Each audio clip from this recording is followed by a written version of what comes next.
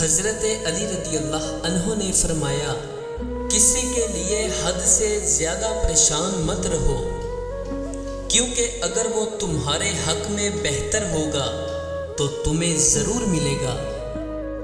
کبھی اپنی زبان سے کسی کے عیب بیان نہ کرو، کیونکہ عیب تم میں بھی ہے اور زبان لوگوں کی بھی ہے۔ اپنی زبان کی تیزی اس ماں پر مت چلاؤ کہ جس نے تمہیں بولنا سکھایا ہے۔